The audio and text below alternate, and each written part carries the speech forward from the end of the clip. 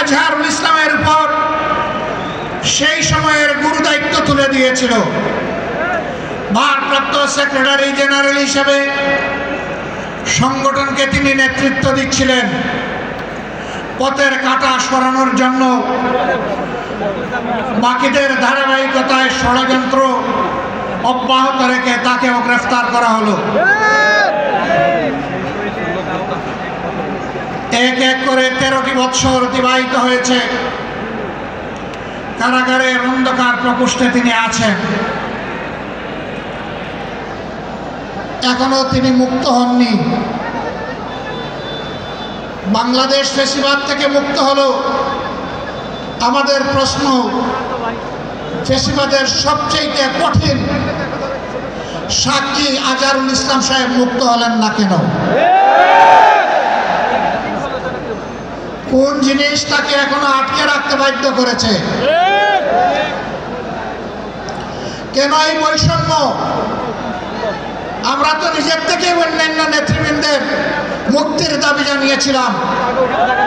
এই উদারতা আমরা দেখিয়েছিলাম, উদারতা আমরা দেখিয়েও যাব। কিন্তু আজহারুল ইসলাম সাহেব কবে মুক্তি হবেন সুস্পষ্টভাবে জানতে চাই সরকারের কাছে।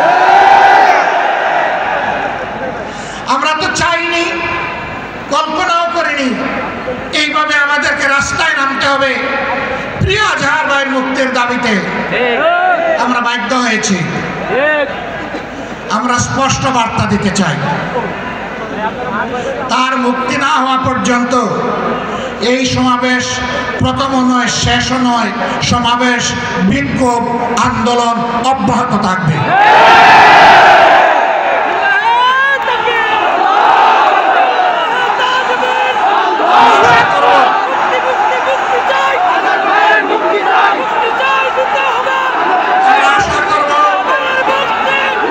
সরকার শুভবুদ্ধির পরিচয় দেবেন।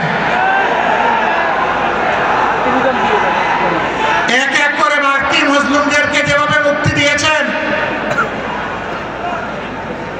সর্বশেষ মজলুমটাকেও দেশবাসীর বুকে মুক্তি দিয়ে ফিরিয়ে দিন। তার জীবনের যে 13টি বছর হারিয়ে গেল, এগুলা কেউ ফিরিয়ে দিতে পারবেন না। আর 13টি মিনিট তিনি জেলের ভিতরে থাকুন, আমরা তা চাই না। আমরা ভদ্র, কিন্তু আমরা বুকানো। আমাদের ভদ্রতার এই উপহারকে কেউ যেন দুর্বলতা মনে না করেন। ভদ্ররা যখন শক্ত হয়, তখন কি পরিমাণ শক্ত হতে পারে 15.5 বছর তা বাংলাদেশ দেখেছে। আমি কারো কথা বলবো না, কে কি করেছেন, কোথায় আপোষ করেছেন করেন না, এটা আমার সাবজেক্ট না। কিন্তু মহান আল্লাহর পর ভরসা করে মহান আল্লাহকে সাক্ষী রেখে বলছি 15.5 বছর মহান আল্লাহর দেওয়া শক্তির কারণে, মহান আল্লাহকে ভয় করার কারণে বাংলাদেশ জামাতে ইসলামী কোনো অপশক্তির কাছে কখনো মাথা নত করেননি। জীবন দিয়েছে, আপোষ করেনি। বহু আপোষের প্রস্তাব আমাদের কাছে এসেছিল। ফাঁসির কাস্টে নেতৃবৃন্দকে পাঠিয়ে দেওয়ার আগে জনে জনে দফায় দফায় প্রস্তাব এসেছিল। বাংলাদেশের জনগণ জানে, জীবিত অবস্থায় আল্লাহর সেই নেক বান্দারা, বাংলাদেশের বীর সন্তানেরা, তারা ওই সমস্ত প্রস্তাবগুলোকে পায়ের তলে ফেলে দিয়েছিলেন। আমরা তাদের উত্তরসূরি। সুতরাং মেহরবানি করে আমাদের আর ধৈর্যের পরীক্ষা দিবেন না, তাকে মুক্তি দিন। কেন আমাদের নিবন্ধন আটকে রেখেছে? নিবন্ধন তো জালিম সরকার কেড়ে নিয়েছিল। সেই জুলুম আপনারাও কি আমাদের উপরে করবেন? এই জন্য কি হাজার জনতা জীবন দিয়েছে? হাজার হাজার মানুষ পঙ্গুত্ব বরণ করেছে আবারও সেই বৈষম্য দেখার জন্য। আমরা বাংলাদেশের মাটিতে আর কোনো বৈষম্যকে বরদাস্ত করব না।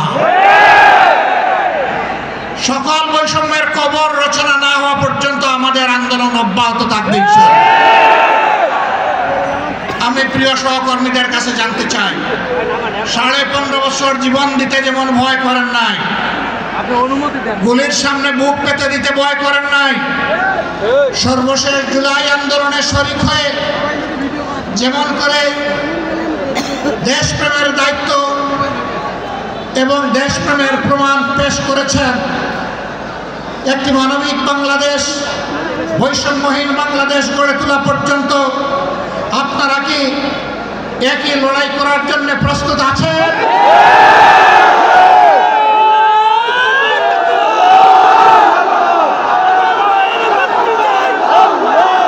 ছাত্র যুবক বন্ধুদের কণ্ঠে কণ্ঠে মিলে বারবার বলতে চাই, আবু সাঈদ মুক্ত, আবু সাঈদ মুক্ত, শেষ হয়নি যুদ্ধ, এই যুদ্ধ চলবে ইনশাআল্লাহ।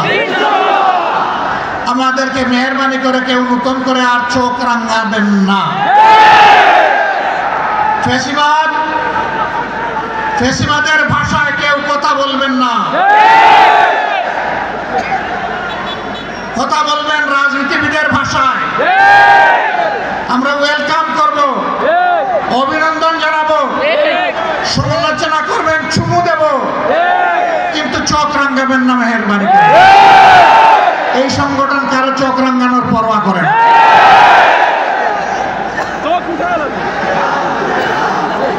আমার সম্মানিত ভাইরা, দেশের বিরুদ্ধে, জাতির বিরুদ্ধে অতীতেও ষড়যন্ত্র ছিল, ফ্যাসিবাদের পতনের পরেও ষড়যন্ত্র অব্যাহত আছে। এক এক করে আল্লাহ তাআলা সকল ষড়যন্ত্রকে ব্যর্থ করে দিয়েছেন। আমরা আশাবাদী একটা ঐক্যবদ্ধ জাতি আগামীতেও সকল ষড়যন্ত্র আল্লাহর সাহায্যে ব্যর্থ করে দিবে ইনশাআল্লাহ। তাই আমার শেষ আবেদন, আসুন দলমতের ঊর্ধ্বে উঠে আমরা সব ধরনের ফ্যাসিবাদের বিরুদ্ধে আমরা রুখে দাঁড়াই। আল্লাহ রাব্বুল আলামিন আমাদের ভাই এটিএম আজহারুল ইসলামকে অবিলম্বে সসম্মানে আমাদের বুকে ফিরিয়ে দিন। তাকে মুক্ত বাতাসে শ্বাস নেওয়ার তৌফিক আল্লাহ তাআলা দান করুন।